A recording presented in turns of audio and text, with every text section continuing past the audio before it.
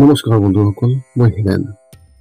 আজি এই ভিডিঅ'ৰ উদ্দেশ্য হৈছে আপোনাৰ জন্ম লগ্ন তালিকাৰ তৃতীয় স্থানত চন্দ্ৰদেৱৰ উপস্থিতিৰ ফলত আপোনালোকে কেনেধৰণৰ ফলাফল লাভ কৰিব তাৰে সম্পূৰ্ণ তথ্য আপোনালোকৰ আগত এই ভিডিঅ'টোৰ জৰিয়তে আগবঢ়াইছোঁ। প্ৰথমে মোৰ চেনেলটো আপোনালোকে ছাবস্ক্ৰাইব কৰি ল'ব, যাতে মোৰ পিছৰ ভিডিঅ'বিলাক আপোনালোকে সহজে লাভ কৰিব পাৰে। লগতে মোৰ ভিডিঅ' যদি ভাল লাগে তেন্তে লাইক আৰু শ্বেয়াৰ কৰিব, কমেণ্ট কৰি আপোনালোকৰ মনৰ ভাৱ প্ৰকাশ কৰিব। এতিয়া সময় কাৰণে আজি এই ভিডিঅ'ৰ উদ্দেশ্য হৈছে আপোনাৰ জন্মলগ্ন তালিকাৰ তৃতীয় স্থানত চন্দ্ৰদেৱৰ উপস্থিতিৰ ফলত আপোনালোকে কেনেধৰণৰ ফলাফল লাভ কৰিব। বৈদিক জ্যোতিষৰ মতে জন্মলগ্ন তালিকাৰ তৃতীয় ঘৰত যদি চন্দ্ৰদেৱৰ উপস্থিতি থাকে তেন্তে সেই চন্দ্ৰই সেই ধাৰণাবোৰৰ প্ৰতি এই ব্যক্তিজনক আকৰ্ষণ কৰি সেই সাধনাবোৰৰ প্ৰতি সতৰ্ক কৰি দিয়ে, যিবোৰৰ বিষয়ে এই ব্যক্তিজন অজ্ঞাত বা জ্ঞানৰ অভাৱ হ'ব পাৰে। তৃতীয় স্থানত চন্দ্ৰদেৱৰ উপস্থিতি থকাৰ বাবে সেই ব্যক্তিসকলৰ জ্ঞানৰ জলাশয়ত বিকাশ অহৰহ হৈয়ে থাকে।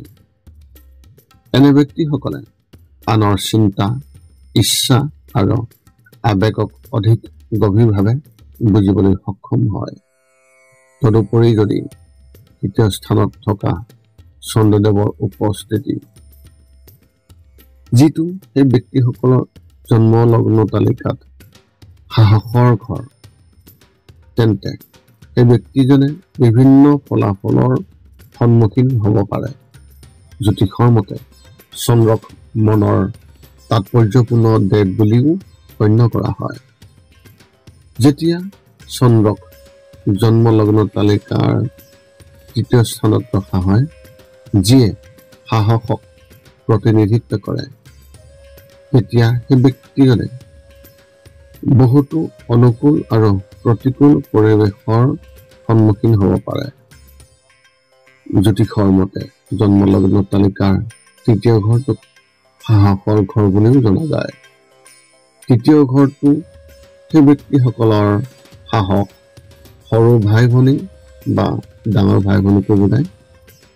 বন্ধু বান্ধৱী, ছুটি যাত্ৰা অৰ্থাৎ শ্বৰ্ট ট্ৰেভেল, আত্মীয় যোগাযোগ প্ৰচেষ্টাত সফলতা, লুকাই থকা শত্ৰু, উল্লেখযোগ্য পৰিৱৰ্তন আৰু দালালিৰ লাভৰ সৈতে জড়িত। বুধদেৱ সেই ঘৰৰ শাসক গ্ৰহ আৰু ইয়াৰ বাবে ইয়াক প্ৰতিকূল ঘৰ বুলি গণ্য কৰা হয়। চন্দ্ৰক তৃতীয় স্থানত উপস্থিতি থকাৰ ফলত জীৱনৰ বহু গুৰুত্বপূৰ্ণ ক্ষেত্ৰত বিশেষভাৱে প্ৰভাৱ পৰিব পাৰে। জ্যোতিষশাস্ত্ৰত যিহেতু চন্দ্ৰ উপস্থিত থকা সেই ব্যক্তিসকলৰ বাবে মনৰ তাৎপৰ্যপূৰ্ণ, সেয়েহে ই মনক অস্থিৰ আৰু গতিশীল কৰি ৰখাত সহায় কৰে। যেতিয়া চন্দ্ৰদেৱৰ উপস্থিতি আপোনাৰ জন্মলগ্ন তালিকাৰ তৃতীয় স্থানত থকা দেখা যায় বা তাৰ মাজেৰে পাৰ হৈ যায়, তেতিয়া সেই প্ৰভাৱৰ ফলত হোৱা যি অনুকূল বা প্ৰতিকূল ফলাফলৰ দ্বাৰা ব্যক্তিজনৰ জীৱন বিশেষভাৱে প্ৰভাৱিত হয়। জন্মলগ্ন তালিকাৰ তৃতীয় স্থানত চন্দ্ৰদেৱৰ উপস্থিতিয়ে সেই ব্যক্তিজনক বিভিন্ন ধৰণে প্ৰভাৱিত কৰিব পাৰে। চন্দ্ৰদেৱৰ উপস্থিতি যদি জন্মলগ্ন তালিকাৰ তৃতীয় স্থানত থাকে, জ্যোতিষৰ প্ৰাথমিক হিচাপ অনুসৰি তৃতীয় স্থানত চন্দ্ৰদেৱৰ উপস্থিতিয়ে সেই ব্যক্তিজনৰ ভিতৰত কলাত্মক গুণৰ বিকাশ ঘটায়। চন্দ্ৰদেৱৰ প্ৰভাৱত প্ৰভাৱিত এনে ব্যক্তিসকলে কৌতূহলৰ বাবে যিকোনো বিষয় বা বস্তুৰ বিষয়ে জ্ঞান আহৰণ কৰিবলৈ সদায় আগ্ৰহী। তদুপৰি তেওঁলোকে অপ্ৰয়োজনীয় খৰচত লিপ্ত নহৈ বৰঞ্চ সঞ্চয়ৰ প্ৰতি তীব্ৰ আগ্ৰহ ৰাখে। কিন্তু এই ধৰণৰ ব্যক্তিৰ কিছু সংৰক্ষিত স্বভাৱো থাকিব পাৰে আৰু নিজৰ চিন্তা আৰু ধাৰণা আনৰ আগত শুদ্ধভাৱে উপস্থাপন কৰিবলৈ সংগ্ৰাম কৰিব পাৰে। ইয়াৰ উপৰিও তেওঁলোকৰ আগ্ৰহ সময়ে সময়ে সলনি হ'ব পাৰে। আপোনাৰ জন্মলগ্ন তালিকাৰ ৩য় স্থানত থকা চন্দ্ৰদেৱৰ যি প্ৰভাৱ সেই বিষয়ে জানি লওক। ১ নম্বৰ হৈছে যদি মংগল, শনি, ৰাহু বা কেতু যদি কোনো অশুভ গ্ৰহ আপোনাৰ জন্মলগ্ন তালিকাৰ ৩য় স্থানত চন্দ্ৰদেৱৰ লগত অৱস্থান হয়, তেন্তে এনে ব্যক্তিৰ মৌখিক প্ৰৱণতা অসাৰ হোৱাৰ প্ৰৱণতা থাকে। ইয়াৰ উপৰিও ইহঁতে নিজৰ ভাই ভনীৰ বিশেষভাৱে ক্ষতিও কৰিব পাৰে। ইয়াৰ বিপৰীতে জন্মলগ্ন তালিকাৰ ৩য় স্থানত যদি চন্দ্ৰদেৱ, বৃহস্পতি, শুক্ৰ বা বুধ আদি শুভ গ্ৰহৰ লগত স্থিতি থাকে, তেন্তে সেই ব্যক্তিসকলে সকলো শাৰীৰিক সুখ উপভোগ কৰাৰ প্ৰৱণতা থাকে। এনে ব্যক্তিৰ ভাতৃৰ তুলনাত সৰু ভনীয়েকৰ সংখ্যা অতি বেছি হ'ব পাৰে আৰু সৰু ভাই ভনীৰ সৈতে তেওঁলোকৰ সম্পৰ্কও অতি মধুৰ হয়। ৩ নম্বৰটো হৈছে এনে ব্যক্তিৰ বাবে পিতৃৰ প্ৰভাৱৰ পৰা ব্যৱসায় বা কেৰিয়াৰৰ দিশটো কেইবাটাও পৰিৱৰ্তন হ'ব পাৰে। ভ্ৰমণৰ বাবেও অসংখ্য সুযোগ সন্মুখীন হ'ব পাৰে। ৪ৰ্থ তথ্যটো চন্দ্ৰদেৱৰ প্ৰভাৱৰ বাবে এই ব্যক্তিসকলৰ জীৱন সংগীও বিদেশ ভ্ৰমণৰ সুযোগ পাব পাৰে। ৫ নম্বৰ তথ্যটো হৈছে এই ঘৰত চন্দ্ৰদেৱৰ প্ৰভাৱৰ দ্বাৰা প্ৰভাৱিত ব্যক্তিসকলে পৰিৱৰ্তনৰ প্ৰতি আকৰ্ষিত হোৱাৰ প্ৰৱণতা থাকে। গতিকে বিশেষকৈ এই স্থানত চন্দ্ৰৰ প্ৰভাৱৰ বাবে হোৱা পৰিৱৰ্তনৰ পৰা তেওঁলোকে কোনো ধৰণৰ সমস্যাৰ সন্মুখীন নহ'ব। ৬ নম্বৰ তথ্যটো হৈছে এনে ব্যক্তিয়ে নতুন নতুন ঠাই ভ্ৰমণ কৰি ভাল পায় আৰু সদায় খ্যাতি বা স্বীকৃতি লাভৰ বাবে চেষ্টা কৰি থাকে। ৭ নম্বৰ তথ্যটো হৈছে এনে ব্যক্তিয়ে সদায় আনন্দময় আচৰণ আৰু আনন্দময় মনোভাৱ প্ৰদৰ্শন কৰে। তদুপৰি সাহসী হোৱাৰ লগতে দানশীলতাৰ প্ৰতিও ভাল প্ৰৱণতা আছে। ৮ নম্বৰ তথ্যটো হৈছে ৰাশি চক্ৰ অনুসৰি ৩য় স্থানত যদি মিথুন ৰাশি ৩য় স্থানত বিবেচনা কৰে, তেন্তে এনে প্ৰকৃতিৰ ব্যক্তিসকলে নিজৰ ভিতৰত ভাৰসাম্য ৰক্ষা কৰাত অসুবিধা পায়। ৯ নম্বৰ তথ্যটো হৈছে জন্মলগ্ন তালিকাৰ এই ৩য় স্থানত চন্দ্ৰদেৱৰ উপস্থিতিৰ লগে লগে ব্যক্তিসকল যোগাযোগৰ দক্ষতা পাকৈত হ'ব পাৰে। কিন্তু জ্যোতিষৰ পৰামৰ্শ অনুসৰি সেই ব্যক্তিজনে এই দক্ষতাক ব্যৱহাৰ কৰি নিজৰ সমস্যা দূৰ কৰিব লাগিব। ৩য় স্থানত চন্দ্ৰদেৱৰ উপস্থিতিৰ ফলত নেতিবাচক প্ৰভাৱৰ বিষয়ে আপুনি জানি লওক। জ্যোতিষ শাস্ত্ৰত চন্দ্ৰক এনে এক গ্ৰহ বুলি গণ্য কৰা হয় যিয়ে নিজৰ কোনো সংগীক শত্ৰু হিচাপে গ্ৰহণ নকৰে। কিন্তু বুধ, শুক্ৰ আৰু শনি চন্দ্ৰক নিজৰ শত্ৰু গ্ৰহ বুলি গণ্য কৰে। গতিকে কেতিয়াবা এই গ্ৰহবোৰৰ প্ৰভাৱে চন্দ্ৰৰ প্ৰভাৱত থকা ব্যক্তিসকলৰ বাবে কিছু নেতিবাচক প্ৰভাৱ আনিব পাৰে। জন্মলগ্ন তালিকাৰ ৩য় স্থানত যদি চন্দ্ৰ কোনো বিপৰীত গ্ৰহৰ সংগতি বা প্ৰভাৱত থাকে, তেন্তে সেই ব্যক্তিজনৰ মেজাজ অস্থিৰ হৈ পৰে। এনে ব্যক্তিয়ে কোনো এটা মতামতত অটল থাকিব নোৱাৰে আৰু তেওঁলোকৰ আচৰণে আনক প্ৰায় বিভ্ৰান্ত আৰু আচৰিত কৰি তুলিব পাৰে।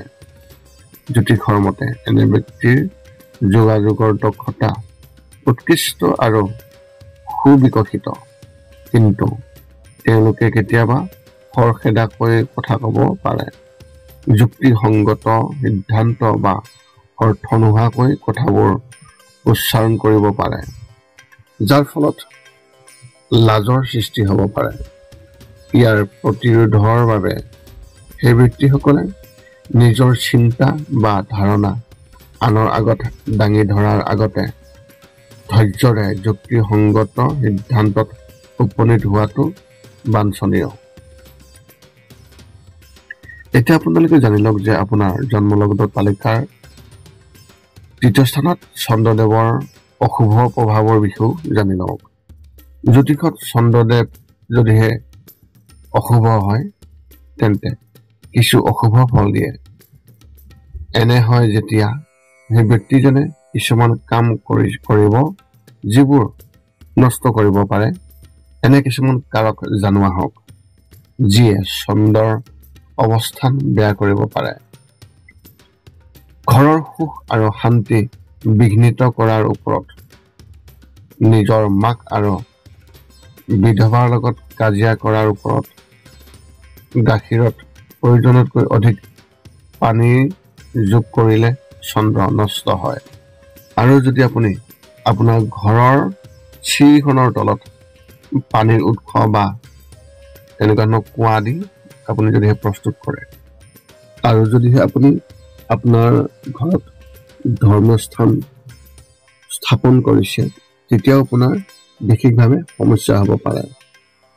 নিজৰ পূৰ্বপুৰুষৰ শ্ৰদ্ধা বা তৰ্পণ নকৰাৰ ফলতো আপোনাৰ চন্দ্ৰ বিশেষভাৱে নষ্ট হ'ব পাৰে। যিকোনো ধৰণৰ মানসিক ৰোগ বা মানসিক চাপ বা শিশুৰ পৰা সুখৰ অভাৱৰ ক্ষেত্ৰতো ই বিশেষভাৱে নকাৰাত্মক প্ৰভাৱ দিব পাৰে। বৃক্ক সম্পৰ্কীয় ৰোগ বা সমস্যা আদিও আপোনাক দিব পাৰে। মানসিক বিকাশ আৰু উদ্বেগ অহৰহ বৃদ্ধি পেলাব পাৰে। ৩য় স্থানত চন্দ্ৰৰ ক্ৰীড়াৰ ওপৰত প্ৰভাৱ কেনেকুৱা ধৰণৰ হ'ব তাৰ বিষয়ে আপুনি এতিয়া জানি লওক। জ্যোতিষৰ গণনাত জন্মলগ্ন তালিকাৰ ৩য় স্থানত চন্দ্ৰদেৱৰ উপস্থিতিয়ে সম্ভাৱনাময়ভাৱে সেই ব্যক্তিসকলক লেখক বা কবি কৰি তুলিব পাৰে, কিয়নো এই স্থানত থকা ব্যক্তিসকলৰ স্বাভাৱিকতে সৃষ্টিশীল দৃষ্টিভংগী আৰু আত্মপ্ৰকাশৰ গুণ থাকে। এনে ব্যক্তিৰ আত্মপ্ৰকাশ আৰু কথোপকথন শৈলী গঢ়ি তুলিবলৈ বিশেষ ব্যক্তিৰ পথ প্ৰদৰ্শনৰ অতি প্ৰয়োজন হ'ব পাৰে। বিশেষকৈ মহিলাৰ সৈতে মত বিনিময় কৰাৰ সময়ত জন্মলগ্ন তালিকাৰ ৩য় স্থানত চন্দ্ৰদেৱৰ উপস্থিতিয়ে সেই ব্যক্তিসকলক সহানুভূতিশীল, সংবেদনশীল আৰু আনৰ আৱেগ বুজিবলৈ সক্ষম কৰে। এই গ্ৰহসমূহৰ বাবে এই প্লেচমেণ্ট থকা ব্যক্তিসকলো মহান যোগী বা আধ্যাত্মিক গুৰু হ'ব পাৰে। আপোনাৰ জন্মলগ্ন তালিকাৰ ৩য় স্থানত থকা চন্দ্ৰদেৱৰ যি প্ৰভাৱ আৰু সেই ৰাশিৰ প্ৰভাৱৰ বিষয়ে জানি লওক। জন্মলগ্ন তালিকাৰ ৩য় স্থানত অৱস্থিত চন্দ্ৰই যেতিয়া আপোনাৰ ভাগ্যৰ ঘৰ বুলি গণ্য কৰা ৯ম স্থানৰ ওপৰত নিজৰ সম্পূৰ্ণ সপ্তম দৃষ্টিৰে নিক্ষেপ কৰে, তেতিয়া ই সেই ব্যক্তিসকলৰ ভাগ্য বৃদ্ধি কৰে বুলি বিশ্বাস কৰা হয়। এনে প্লেচমেণ্ট থকা ব্যক্তিসকলে মহিলাসকলৰ সহায়ৰ জৰিয়তে নিজৰ ভাগ্যক সদায় লাভ কৰে। ইয়াৰ উপৰিও এনে ব্যক্তিসকলে বিবাহৰ পিছত তেওঁলোকৰ পত্নীও তেওঁলোকৰ ভাগ্যৰ এক উল্লেখযোগ্য কাৰক হৈ পৰিব পাৰে। এই প্লেচমেণ্ট থকা ব্যক্তিসকলে বিলাসী, ধৰ্মীয় আৰু আকৰ্ষণীয় শৰীৰৰ অধিকাৰী হোৱাৰ প্ৰৱণতা থাকে। চন্দ্ৰৰ বন্ধুত্বপূৰ্ণ উচ্চ বা নিজৰ ৰাশিৰ প্ৰভাৱৰ বুলি গণ্য কৰা হয়। এনে প্লেচমেণ্ট থকা ব্যক্তিসকলৰ উচ্চ আৰু সূক্ষ্ম কলাৰ ক্ষেত্ৰত অতি প্ৰেমী। তদুপৰি সকলো কামতে সফলতা লাভ কৰাত অতি ভাল প্ৰৱণতা থাকে। ভগ্নীসকলৰ পৰা তেওঁলোকে বিশেষ সুখ আৰু সহায় লাভ কৰে। কিন্তু চন্দ্ৰ যেতিয়া দুৰ্বল বা শত্ৰু ৰাশিৰ লগত থাকে বা শত্ৰু গ্ৰহৰ লগত থাকে, তেতিয়া ই অসুৰতাৰ কাৰক হৈ পৰিব পাৰে। ইয়াৰ উপৰিও ই ভাই ভনীৰ সৈতে অসংগীত কঢ়িয়াই আনিব পাৰে আৰু মানুহৰ ভাগ্যত অভাৱৰ সৃষ্টি হ'ব পাৰে। এনে ব্যক্তিৰ কাজিয়া আৰু ঈৰ্ষাৰ প্ৰৱণতা দেখিবলৈ পোৱা যায়। এই আছিল আপোনাৰ জন্মলগ্ন তালিকাৰ তৃতীয় স্থানত চন্দ্ৰদেৱৰ উপস্থিতিৰ ফলত আপুনি লাভ কৰিবলগীয়া সম্পূৰ্ণ তথ্যৰ বৰ্ণন। যদি আপোনাৰ মনত এতিয়াও জ্যোতিষ সম্বন্ধে কিবা প্ৰশ্ন আছে, তেন্তে আপুনি আমাক আপোনালোকৰ মতামত এই ভিডিঅ'ৰ তলত কমেণ্ট কৰি অৱগত কৰক আৰু আমি আপোনালোকৰ সেই প্ৰশ্নৰ উত্তৰ আমি সকলো সময়তে দিবলৈ আমি সকলো সময়তে সাজু আছোঁ। যদি ভিডিঅ'টো ভাল লাগিল তেন্তে লাইক শ্বেয়াৰ কমেণ্ট কৰিব আৰু চেনেলটো ছাবস্ক্ৰাইব কৰি থ'ব, যাতে পুনৰ অন্য এটা ভিডিঅ'ৰ জৰিয়তে আপোনাৰ লগত সম্পৰ্ক ৰাখিব পাৰোঁ। পুনৰ লগ পাম আৰু এটা ভিডিঅ'ত আজিলৈ ধন্যবাদ।